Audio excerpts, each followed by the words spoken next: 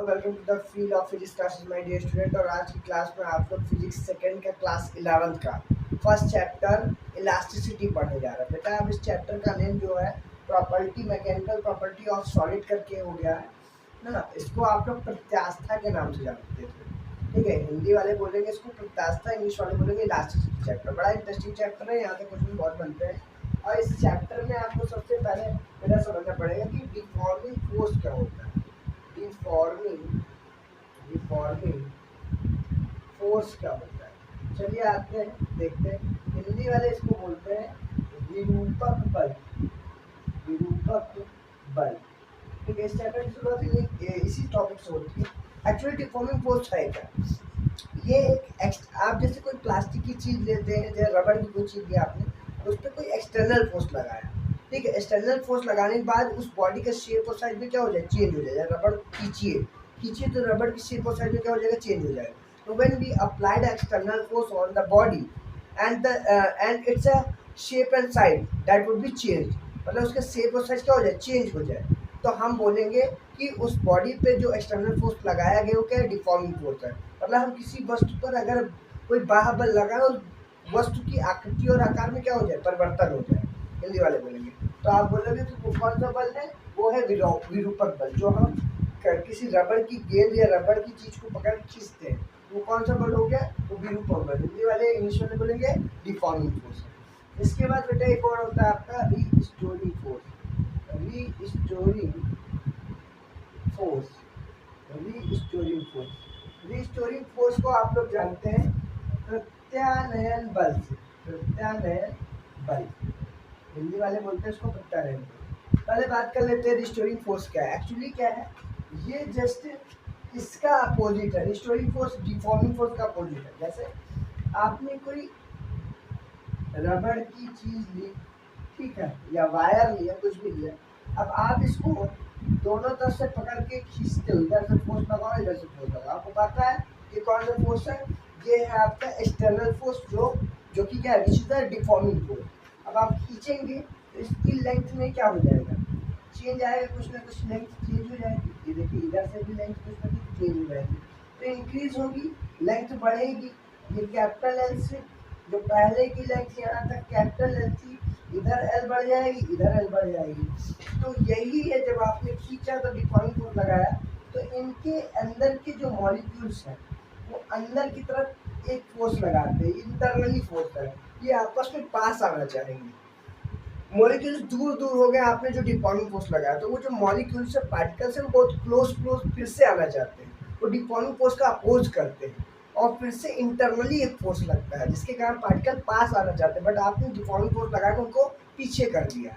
It's means restoring force क्या है, restoring force it is a external force नहीं है, मतलब it is a internal force. External force तो deforming force, it is the internal force which is acted, ठीक है, between the particles, amongst the particles of the substance, which always opposes to the deforming force।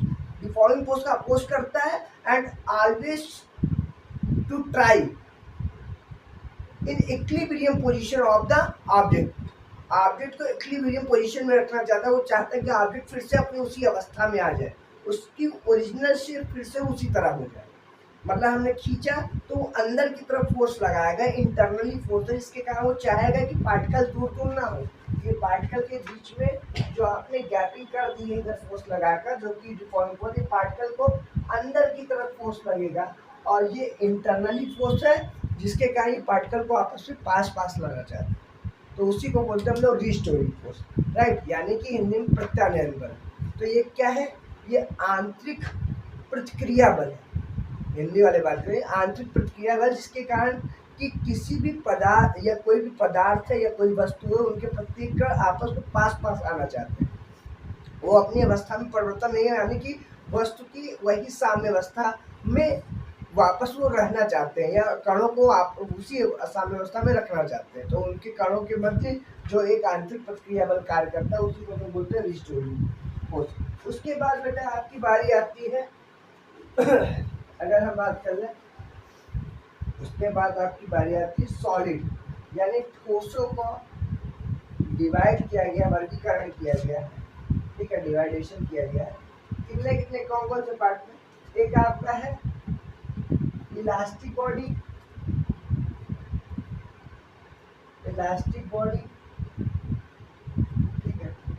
एक आपका है plastic body, उसके बाद है rigid body, rigid body. चलिए, elastic body को हिंदी में बोलते हैं प्रत्यास्थ वस्तु, प्रत्यास्थ वस्तु, इसको बोलते हैं हम लोग अप्रत्यास्थ वस्तु। प्लास्टिक है अप्रत्यास्थ वस्तु, इंग्लिश में इसको इनइलास्टिक भी बोलते हैं, इनइलास्टिक बॉडी, अप्रत्यास्थ वस्तु। और एक होती है आपकी रिजिड बॉडी, रिजिड बॉडी इसको आप लोग बोलते हैं दृढ़ वस्तु, दृढ़ वस्तु। अंतर क्या है देखिए, इलास्टिक बॉडी क्या होती है, एक्चुअली वो वस्तु, ठीक है, जिसमें अगर हम कोई बाह्य विरूपक बल लगाए ना, और बाह्य विरूपक बल लगा के उसकी आकृति और आकार में परिवर्तन कर दे, तो वो वस्तु क्या है, जैसे ही बाह्य विरूपक बल लगाए तो उसकी आकृति आकार में परिवर्तन जो हुआ है वो वापस उसी अवस्था में आ जाए, मतलब वो वापस उसकी आकृति और आकार बिल्कुल वही हो जाए जैसे वो पहले थी उसकी, मतलब वो अपनी प्रारंभिक अवस्था को फिर से प्राप्त कर ले, तो उस वस्तु को आप बोलते हैं प्रत्यास्थ वस्तु। मतलब कि जब आपने डिफॉर्मिंग फोर्स लगाया उस ऑब्जेक्ट पे, तो जैसे ही डिफॉर्मिंग फोर्स रिमूव कर दिया तो बॉडी अपने ओरिजिनल शेप को फिर से रिकवर कर ले। When body recover its original shape after removing the deforming force, then that body is called the elastic body। उस बॉडी को आप इलास्टिक बॉडी कहते हैं, मतलब आपने डिफॉर्मिंग फोर्स हटा लिया तो बॉडी फिर से अपने ओरिजिनल शेप पे आ जाएगी। जैसे आपने किसी चीज़ को खींचा, रबड़ को खींचा, छोड़ दिया, फिर से बॉडी अपने ओरिजिनल शेप पे आ गई, तो वो है आपका क्या, डिफॉर्मिंग फोर्स, राइट। इसके बाद आपका बात आती है प्लास्टिक बॉडी क्या है। प्लास्टिक बॉडी का मतलब जब आपने किसी वस्तु पर बल लगाया, ठीक है, और उसकी आकृति और आकार में परिवर्तन किया, जैसे पकड़ के खींचा तो उसकी आकृति और आकार में परिवर्तन हो गया और वापस वो वस्तु अपनी उसी अवस्था में ना आ पाए, मतलब कि body does not recover its original position या recover its original shape and size after removing the deforming force. आपने इतना बल लगा दिया, इतना फोर्स लगा दिया कि बॉडी की ओरिजिनल शेप और साइज नहीं है। जैसे प्लास्टिक की चीज़ कभी कोई देखिए आप उसको पिघला दे या किसी चीज़ को खींचे तो वापस अपनी ओरिजिनल शेप पे नहीं आ पाती है, वही क्या कहलाती है आपकी प्लास्टिक बॉडी, यानी इनइलास्टिक, मतलब आप वो वापस अपनी ओरिजिनल शेप को रिकवर नहीं कर पाए, तो इनइलास्टिक है, बात है। उसके बाद ये आपके आगे रिजिड बॉडी, रिजिड मतलब हार्ड, हार्ड मतलब कि बहुत ज़्यादा कि पार्टिकल बहुत क्लोज हो, इंटरमॉलिक्यूलर फोर्स बहुत ज़्यादा हो। जैसे कि क्या है, लोहे की चीज़ होती है, स्टील की चीज़ होती है, ठोस लकड़ी की कोई चीज़ है, तो उसके कण क्या है, एक दूसरे की पार्टिकल बहुत क्लोज है, ऐसे ये पार्टिकल इसके बगल में दूसरा ये, तो इनके बीच इनकी डेंसिटी बहुत ज़्यादा होती है ना, तो पार्टिकल बहुत पास है, तो ये हार्ड होंगे। तो ये जब हम इन बॉडी पर, रिजिड बॉडी क्या है, जब आप इन बॉडी पे फोर्स लगाएंगे, एक्सटर्नल फोर्स लगाए, इसको खींचेंगे, तो इनके पार्टिकल के बीच में कोई चेंजेस नहीं आएगा, डिस्प्लेसमेंट कुछ नहीं होगा, मतलब इनके कणों के बीच में कोई परिवर्तन नहीं, जिस कारण से इनकी आकृति में भी कोई परिवर्तन नहीं होगा। मतलब जब हम किसी बॉडी पे किसी वस्तु पर बल लगाएं, बाह्य विरूपक बल लगाएं, जिसके कारण उसकी आकृति और आकार में कोई परिवर्तन न हो, तो वो बॉडी, वो वस्तु क्या कहलाएगी, आपकी दृढ़ वस्तु, ठीक है, यानी कि वो दृढ़ है, ये हार्ड है, ठीक है। When we applied external force on the body, then there is no shape in and no shape and no change in the shape or the size, उसके शेप और साइज में कोई चेंज ना हो, वो बॉडी जैसे थी वैसे ही है। तो आप ऐसी बॉडी को क्या बोलोगे कि वो कौन सी बॉडी है, वो है आपकी दृढ़ वस्तु, यानी कि रिजिड बॉडी। इतनी बात आपको समझ में आ गई, ओके। अब आते हैं नेक्स्ट, इसमें आपको जो मेन टॉपिक और अब इस चैप्टर की शुरुआत हो रही है, इस चैप्टर से, वो है आपका इलास्टिसिटी। इलास्टिसिटी क्या होता है इसको समझ लेते हैं, बहुत इंपॉर्टेंट चैप्टर है, यहाँ से इस चैप्टर की शुरुआत होती है। और ये है इलास्टिसिटी, हिंदी में इसको बोलते हैं बेटा प्रत्यास्थता, प्रत्यास्थता, इलास्टिसिटी प्रत्यास्थता।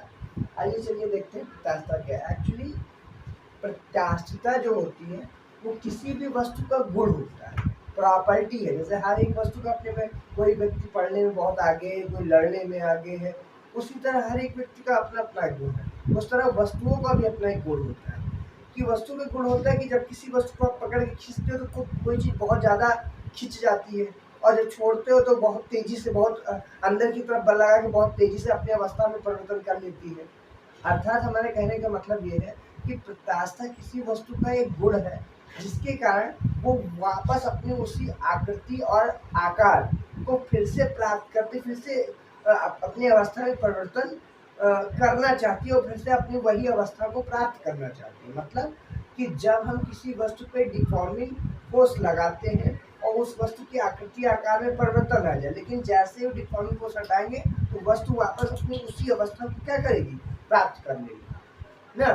तो यानी कि आप बोल सकते हैं इट इज द टेंडेंसी और property of the substance when we remove the deforming force या after removing the deforming force object recover its original position, object फिर से अपनी ओरिजिनल पोजीशन मतलब प्रारंभिक अवस्था को प्राप्त कर ले या फिर से आ जाए कि किस डिफॉर्मिंग को यानी बाह्य विरूपक बल हटाने के पश्चात वस्तु फिर से अपनी प्रारंभिक अवस्था में वापस चली आती है। उसी को ही हम लोग क्या बोलते हैं, प्रत्यास्थता बोलते हैं, यानी वस्तु के उस गुण को ही हम लोग प्रत्यास्थता बोलते हैं। तो प्रत्यास्थता और कुछ नहीं, वो वस्तु का वो गुण है, वो प्रॉपर्टी है, वो टेंडेंसी जिसके कारण वस्तु अपनी पुनः प्रारंभिक अवस्था में वापस आ जाती है, राइट। तो वही गुण कहलाता है, वही प्रॉपर्टी कहलाती है इलास्टिसिटी। इतनी बात समझ में आ गई। ओके, इसके बाद बारी आती है आपकी limit of elasticity. Limit of elasticity, elasticity, limit of elasticity का मतलब क्या होता है बेटा, इसका मतलब होता है प्रत्यास्थता, प्रत्यास्थता की सीमा। आइए मेरे प्रत्यास्थता की सीमा को समझते हैं। लिमिट ऑफ इलास्टिसिटी क्या है, प्रत्यास्थता की सीमा। मतलब आप किसी वस्तु पर इतना बाह्य विरूपक बल लगाएं, जब तक इतना लगाएं कि बॉडी अपने ओरिजिनल शेप को फिर से रिकवर कर ले, मतलब वो फिर से अपने उसी पोजीशन में वापस आ सकती है।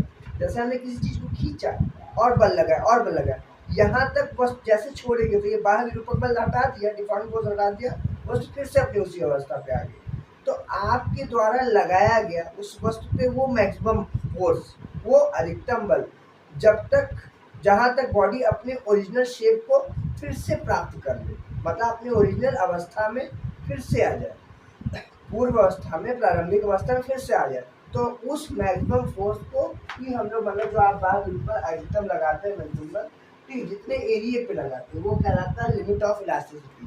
तो the maximum deforming force which is applied in a unit area of object, ठीक है, that is called the limit of elasticity. मतलब उतने एरिया भर में जितने पे आपने बॉडी फोर्स लगाया है, ठीक है, वो maximum deforming force which is applied in unit area of body when body recover its original shape and size, ठीक है, जब बॉडी अपने ओरिजिनल शेप और साइज को फिर से रिकवर कर ले, फिर से वापस उसी पोजीशन में, उसी इक्विलिब्रियम स्टेट में, यानी कि वापस आ। इक्विलिब्रियम स्टेट का एक मतलब बता दें बेटा, वो लोग नहीं पता रहता है, ये मार्कर रखा हुआ है, ठीक है, यानी हिंदी में बोले साम्य अवस्था। इस पे आपने कोई बल ना लगा, मतलब चारों तरफ से लगाया गया बल ये जीरो हो, इधर से F1, इधर से जितना F1, F2, F3, F4 हो, सभी बल इक्वल और अपोजिट हो, मतलब इक्वल है, और सभी बल इस पे कैंसिल करके ये मार्कर अपनी उसी अवस्था में रखा हुआ, इसको बोलते हैं साम्य अवस्था। ना वस्तु पे इधर से कोई, ना इधर से कोई, वस्तु अपनी उसी पोजीशन। एक तरफ का बल ज्यादा हो जाए तो ये मार्कर आगे की तरफ क्या हो जाएगा, ये तो देखो ऐसा रिमूव हो जाएगा, गिर जाएगा। इसका मतलब इस पे कोई अतिरिक्त बल लगाया गया है जिसके कारण इसने अपनी साम्य अवस्था को छोड़ दिया। साम्य अवस्था मतलब वस्तु का अपनी वापस की अवस्था में रेस्ट पोजीशन फिर से वापस आ जाना। ओके, तो ये बात है आपको समझ में आ गई। लिमिट ऑफ इलास्टिसिटी हो गई, इलास्टिसिटी हो गई। अब हम लोग समझते हैं इस चैप्टर के सबसे इम्पोर्टेंट पार्ट को, जो कि है हुक का law, Hooke's law, Hooke's law. Hindi में इसको बोलते हैं हुक्का नियम, हुक्का नियम। टीचर्स को देते हैं, लिखते 2 मार्क्स का आपसे पूछ लिया जाता है हुक्का नियम। तो हुक ने क्या बताया, 1679, in 1679 हुक शोज एक्सपेरिमेंटली, मतलब हुक ने एक एक्सपेरिमेंटली आपको इसका प्रयोग करके बताया, समझाया, और इसके अकॉर्डिंग उन्होंने क्या बताया, एक्चुअली इसके अकॉर्डिंग उन्होंने बताया कि with in limit of elasticity, मतलब इन्होंने जितना नियम दिया है, जितना लॉ दिया है, इलास्टिसिटी की लिमिट में, मतलब कि आप उतना फोर्स लगाओ कि बॉडी ओरिजिनल शेप में आ जाए। ऐसा नहीं कि आपने ज़्यादा लगा दिया वो बॉडी क्या हो गया, आपने ओरिजिनल शेप में आई नहीं, वो प्लास्टिक बॉडी हो गई, तो वहाँ पे हुक का नियम लागू नहीं होता। मतलब उन्होंने जो बात कही है कि बॉडी वहाँ तक अपने ओरिजिनल शेप में आ जाए, उसी के अकॉर्डिंग बताया है उन्होंने। 1679 में एक लॉ दिया, इसके अकॉर्डिंग उन्होंने बताया with in the limit of the elasticity for small strain, मतलब कि स्मॉल स्ट्रेन होता थोड़ा सा भी फोर्स लगा दो, जो आपकी डेफिनेशन में स्मॉल स्ट्रेन अगर वर्ड आ जाए तो कंफ्यूज नहीं होना, लघु विकृति, मतलब हिंदी वाले में लघु विकृति हो, हल्का सा भी परिवर्तन हो, थोड़ा सा चेंज हो, लंबाई में थोड़ा सा भी परिवर्तन हो, उसके लिए भी उसका नियम लागू होता है कि भाई वो जो परिवर्तन हो रहा है वो प्रतिबल पे डिपेंड करता है। इन्होंने ये बोला है for the small strain stress is directly proportional to the strain. उन्होंने बोला स्ट्रेस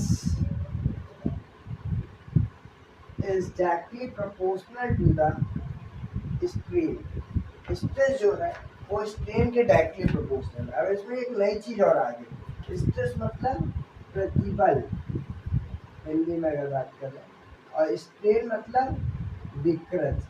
तो ये आप लोगों को पढ़ाया गया होगा 11th क्लास में, आप लोग पढ़े होंगे या नहीं पढ़े तो यहाँ देखिए, स्ट्रेस स्ट्रेन के डायरेक्टली मतलब प्रतिबल और विकृत। तो अब यहाँ पे इस चैप्टर को में एक नया वर्ड आ गया, प्रतिबल और विकृत। पहले तो आपको ये समझना पड़ेगा, तो खाने एक साथ सबको समझा रहा है। तो पहले हम प्रतिबल समझ लेते हैं, प्रतिबल क्या है देख लीजिए भैया, ठीक है। थोड़ा सा हम इसको यहीं पे स्टे करते हैं, ओके नियम को समझाने से पहले प्रतिबल और विकृत आपको बता दें, फिर वापस आते हैं। वापस हम इन चीज़ को लिखेंगे, थोड़ा सा इरेज करना है, हम फिर से लिख देंगे। पहले समझ लीजिए प्रतिबल, यानी कि हिंदी में हम लोग भैया इसको बोलते हैं स्ट्रेस। स्ट्रेस होता क्या है समझ लीजिए। एक्चुअली ये कुछ और नहीं, जैसे कि ये वायर, ठीक है, ये तार है, तार पे आपने बाहर विरूपक बल ये देखिए एफ लगाया, ठीक है, इधर से भी एफ लगाया, तो इनके कण क्या हो गए, दूर दूर ऐसे आ गए, दूर दूर आ गए, ठीक है। आपके द्वारा बाहर विरूपक बल एक्सटर्नल, विच इज एक्सटर्नल, लेकिन कण अंदर ही अंदर बल लगा करके पास पास आने की कोशिश करते हैं, ठीक है। जैसे ये बल हटाएंगे तो ये आपस में देखिए एरो का साइन देखिए, ये अंदर की तरफ एक दूसरे के पास आना चाहते हैं, ठीक है। ये देखिए ये एरो लगा है, ये पास आना चाहते हैं, कणों इंटरनली फोर्स लग रहा है, क्योंकि ये रिस्टोरिंग फोर्स।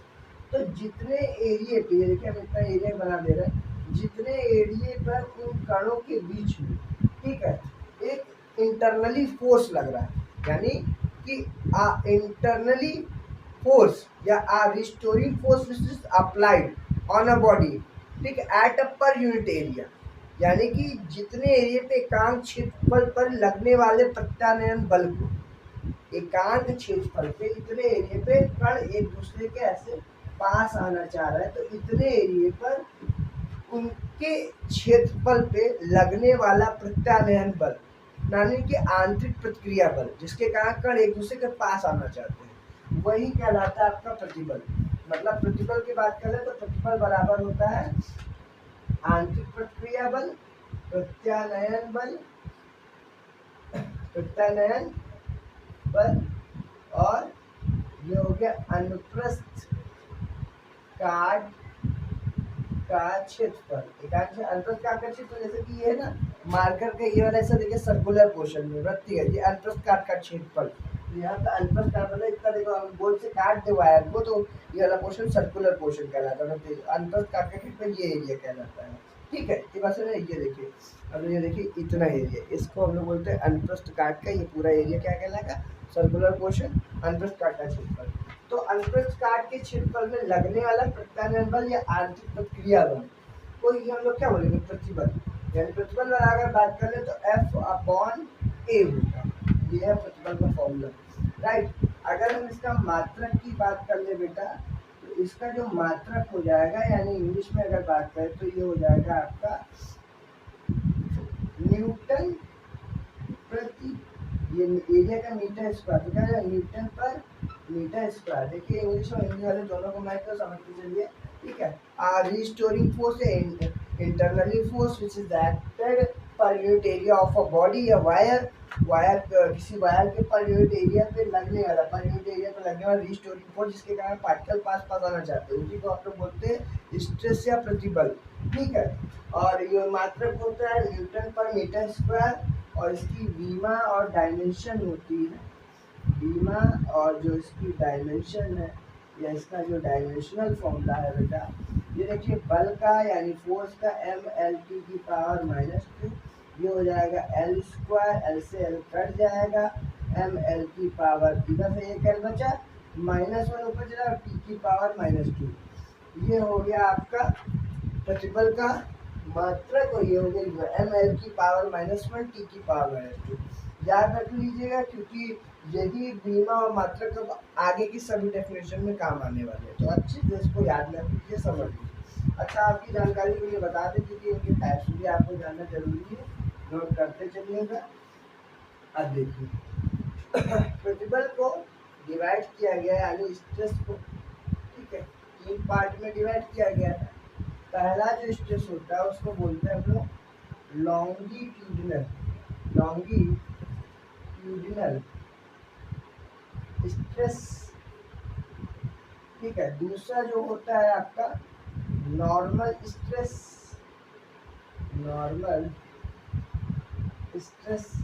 तीसरा जो आपका होता है शेयरिंग स्ट्रेस ना। अभी के लिए आप ऐसे लिख लीजिए, हिंदी में इसको बोलते हैं अनुदैर्ध्य प्रतिबल, इसको बोलते हैं अभिलंब प्रतिबल, नॉर्मल स्ट्रेस का भी बोल देते हैं अभिलंब प्रतिबल, इसको बोलते हैं हम लोग शेयरिंग या टेंजेंशियल,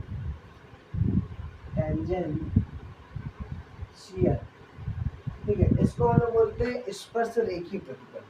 ये 3 नामों से इसको जानते हैं, तो इसको आपको समझना है। तो पहले इसी तरह आपका विकृति भी है, स्ट्रेन भी है, तो वहाँ पे हम इस डेफिनेशन को दोनों, क्योंकि दोनों एक दूसरे से कनेक्ट है। अभी हुक्स वाले में समझाना, हुक वाला खत्म नहीं हुआ, दोबारा समझाना है, उसी को समझाने के लिए समझाना पड़ा, जरूरी भी है क्योंकि पूरे चैप्टर में है। तो longitudinal stress, normal stress, sharing और टेंजेंशियल स्ट्रेस की तरह ही मिलेगा आपको। लॉन्गिट्यूडिनल स्ट्रेन, ठीक है, नॉर्मल वही चेंज थोड़ा हो जाएगा वॉल्यूम स्ट्रेन में और फिर शेयरिंग स्ट्रेन में, तो वहीं पे हम दोनों डेफिनेशन को एक साथ रिकवर करेंगे।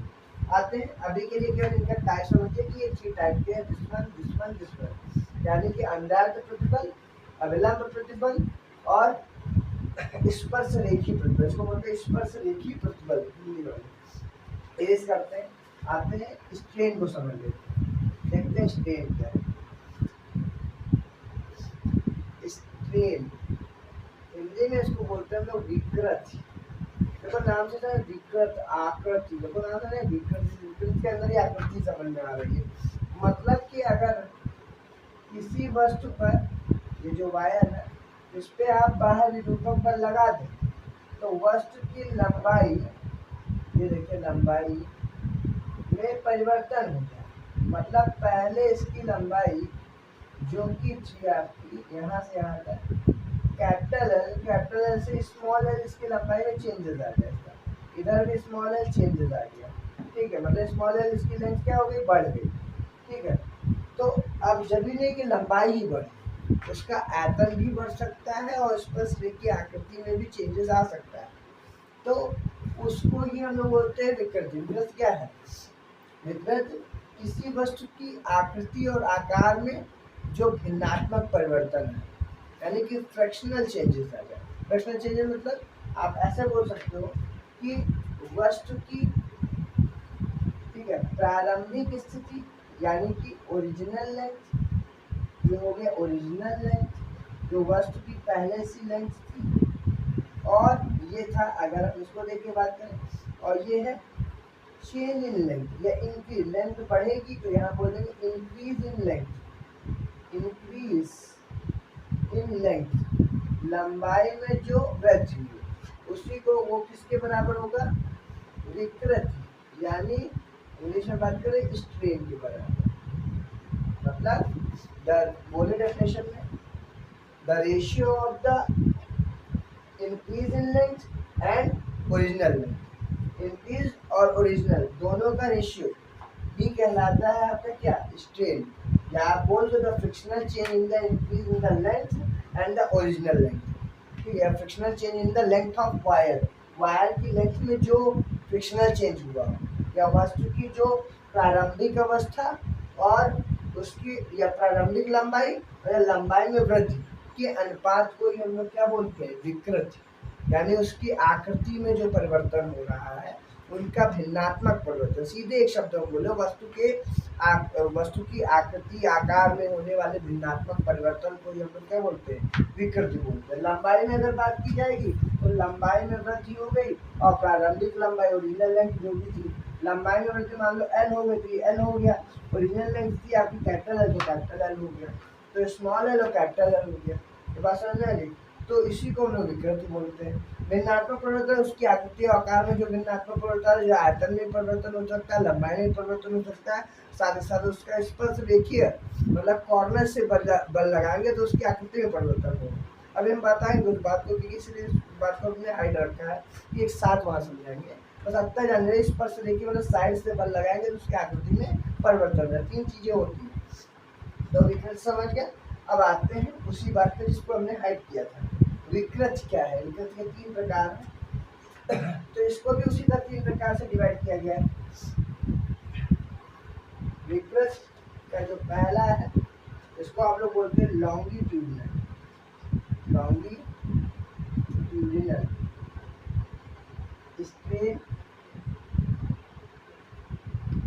फिर है आपका यहाँ पे वहाँ नॉर्मल स्ट्रेस होता था, यहाँ पे वैल्यूम वही चीज है, बताएंगे तो क्या अंतर आ रहा। वैल्यूम स्ट्रेन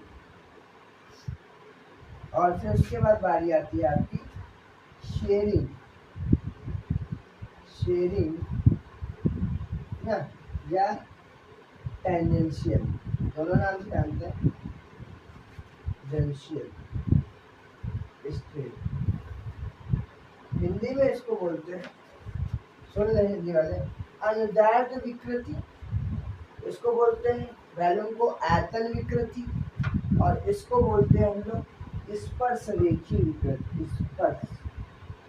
स्पर्श रेखीय विकृति ऐसा बोलते हैं। और इसको हम लोग बोलते हैं अनुदैर्ध्य विकृति, और इसको बोलते हैं हम लोग आयतन विकृति। ये तो ऐसा बोलते हैं।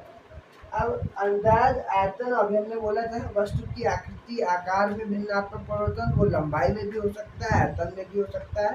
ठीक है, और साथ साथ आकृति जो साइड से हम लोग स्पर्श रेखीय प्रतिबल लगाते हैं। आते हैं तीनों बात को अच्छे समझते हैं फिगर के माध्यम से। यहीं पे हम लोग प्रतिबल के प्रकार और विकृति के प्रकार को समझे आते हैं समझते हैं। देखिए भैया, ये हमने एक फिगर बनाया है, तार है ये, और इसमें हमने m द्रव्यमान की एक वस्तु जिसका मास m है, ठीक है, उसको लटकाया है, और भार की बात करें तो mg हो जाएगा। इस भार के कारण इसकी लंबाई में वृद्धि हो जाएगी और वो स्मॉल l हो जाएगी, यहाँ से यहाँ तक स्मॉल। ओरिजिनल लेंथ इसकी कैपिटल L थी, ये कैपिटल L थी ओरिजिनल लेंथ, वृद्धि हो गई L स्मॉल l। इधर साइड पे हमने एक कंटेनर बनाया है जिसके अंदर एक बॉल रखी हुई है, ये पूरा पानी से भरा हुआ है, ये लिक्विड यानी जल से पूरा भरा हुआ है। इस रबड़ की गेंद है, इस पे जल क्या करेगा, यानी जो जल के सभी कण होंगे ये इस पे चारों तरफ से एक दाब लगाएंगे, यानी बल लगाएंगे, जिसके कारण इसके कारण चारों तरफ दाब लगेगा। ठीक है, दूसरा ये आपके एक और फिगर है, एक क्यूबॉइड का है, घनाभ का है, इसमें यहाँ से या आप ऐसे सिंपल तरीके से इसको समझिए। ठीक है, ऐसा नॉर्मली एक ऐसे समझ लिया वर्ग टाइप का है, यहाँ पे हमने वर्ग बना दिया है। अब इसमें हम क्या करेंगे चेंजेस यहाँ मैंने दिखा लें, जब इसमें चारों तरफ से दाब लगेगा तो इसका आयतन घट जाएगा। पहले बॉडी थोड़ा सा तो चेंज, थोड़ा सा दबेगा। देखो जब किसी पे नॉर्मल फोर्स लगाओगे, परपेंडिकुलर विलंब प्रतिबल लगाते हो, तो उसके आयतन में कमी आती है। तो अगर पहले ये v था, ये वाला, तो घट के ये इतना इसका कमी आई, तो ये डेल्टा v हो जाएगा। अर्थात जो आयतन में कमी है v माइनस डेल्टा v हो जाएगा। आयतन कम पड़ जाएगा ना, पहले वाला ज्यादा है, बाद में कम, ज्यादा वाले कम वाले में हटा देंगे तो जो कमी आएगी, तो बीच वाला आपको पता चल जाएगा जो डेल्टा v है। तो ये आयतन में भिन्नता पड़ लेते हैं। अभी हम बताएंगे, यहाँ पे आते हैं और आगे इतनी बात समझ लो। यही चीज समझ एक्चुअली बेटा सबसे इम्पोर्टेंट पार्ट है पूरे चैप्टर को समझने का, इसलिए ध्यान समझना। इस पे कॉर्नर से फोर्स लगाएंगे F, ठीक है, ये स्पर्शरेखी प्रतिबल है। तो इसकी आकृति में परिवर्तन, पहले अगर घन के टाइप, मतलब कि ये वर्ग के टाइप का है, तो ये वस्तु क्या होगी, कुछ कोण बनाते हुए, कुछ एंगल बनाते हुए, जो कि थीटा एंगल है, इसकी यहाँ पे लेंथ में थोड़ा सा चेंजेस आएगा। ठीक है, मतलब कि यहाँ पे इसकी लेंथ की वजह से थोड़ा ये डिस्प्लेस होगा, ये बॉडी ऐसे थी और कुछ कोण बनाते हुए थोड़ा साइड से क्या हो जाएगी, तिरछी हो जाएगी, आकृति चेंज हो जाए। मतलब कि अगर आप नीचे वाले पृष्ठ को क्या करेंगे, स्थिर रखेंगे, ऊपर से स्पर्शरेखी प्रतिबल साइड से लगाएंगे, तो इसकी आकृति बदल जाएगी। ठीक है, वॉल्यूम यानी आयतन नहीं बदलेगा, आयतन तो वही रहेगा। जब कोई आप याद करिए, कोई आप पॉलीथीन मतलब लेते हैं, जैसे कि आपने चिप्स वगैरह का पैकेट लिया है, उसमें आपने एक तरफ स्थिर रखिए, पकड़ रहिए, उसका सरफेस वाला नीचे वाला हिस्सा पकड़े रहिए, ऊपर से इसको खींचिए तो वो उसका शेप नहीं बदल जाता। जैसे कोई डिब्बा लीजिए, बॉक्स लीजिए, उसको पकड़ा खींचे तो वो खिंचक जाता है थोड़ा सा, उसको आकृति में परिवर्तन आ जाए। तो उसका जो थीटा कोण बनाते हो, आपने इधर से बल लगाया, इस बल को आप लोग बोलते हैं स्पर्शरेखी बल ना। आते हैं, बात करते हैं। यहाँ पे देखो, वस्तु की प्रारंभिक लंबाई जो कि L थी, और स्मॉल लंबाई, मतलब इसकी लंबाई में वृद्धि स्मॉल l हो गई। तो ये देखो लंबाई में भिन्नात्मक परिवर्तन हुआ, यानी कि प्रारंभिक लंबाई और लंबाई में वृद्धि, यानी original length increase in length. ये जो फ्रिक्शनल चेंज हो रहा है, इसी को हम लोग क्या बोलते हैं, अंदाज विकृति ना। ये तो हुआ, यही तो लॉन्गिट्यूडिनल स्ट्रेन आपने पढ़ा था। तो लॉन्गिट्यूडिनल स्ट्रेन मतलब वही चीज होगी। और साथ ही साथ आपने ये चीज ध्यान दीजिए, इसकी लंबाई में यानी लेंथ में जिस कारण से इंक्रीज हुआ है, ठीक है, जो बल लगाया गया, जिस फोर्स के कारण, जिस फोर्स इंटरनली अंदर की तरफ यूनिट एरिया फोर्स लगा ना, उसके कारण ये वहाँ पे अपोज हो रहा है, जाहिर सी बात है। तो उसके कारण मतलब उस बल को, जिसके कारण इसके लेंथ में चेंजेस आया, उसी को हम लोग कौन सा प्रतिबल बोलते हैं, जो इंटरनली लग रहा है। यहाँ पे वो प्रतिबल लग रहा है आपका अंधार प्रतिबल। तो अंधार प्रतिबल यही तो समझ लीजिए कि जिसके कारण उसकी लंबाई में भिन्नात्मक परिवर्तन आ गया। भाई बल लगेगा तभी तो कुछ ना कुछ लंबाई में आकार में परिवर्तन आएगा। तो उसके आकार यानी लंबाई में जो भिन्नात्मक परिवर्तन आ रहा है, वो किसके कारण हो रहा है, प्रतिबल के कारण। और यहाँ पे कौन सा प्रतिबल, अंधार प्रतिबल, जिसके कारण उसकी लंबाई में भिन्नात्मक परिवर्तन आ रहा है। यहाँ पे क्या है, यहाँ पे देखिए आयतन में विकृति हो जा रही है। मतलब आयतन पहले डेल्टा v से डेल्टा v हो गया। ये आयतन में कमी के लिए हम लोग यहाँ माइनस लगा देते हैं। फॉर्मूले में आप लोग बुक वगैरह में देखोगे कि माइनस डेल्टा v अपन, और उसके आयतन में भिन्नात्मक, पहले का आयतन v था, घट के डेल्टा v हो गया। आयतन में भिन्नात्मक परिवर्तन यानी प्रारंभिक आयतन ओरिजिनल वॉल्यूम, और वॉल्यूम जो डिक्रीज हुआ, डिक्रीज के लिए माइनस लगा, तो उसके आयतन में भिन्नात्मक हुआ है। Frictional change in the volume, that is called आपका वॉल्यूम स्ट्रेन, उसी को वॉल्यूम स्ट्रेन बोलेंगे। राइट, इतनी बात समझ में आ गई। ओके, यहाँ पे देखिए चारों तरफ से बल लग रहा है, इसकी नॉर्मल परपेंडिकुलर जो फोर्स लग रहा है ये P है यहाँ पे। तो चारों तरफ से दाब लग रहा है, इसको बोलते हैं नॉर्मल स्ट्रेस।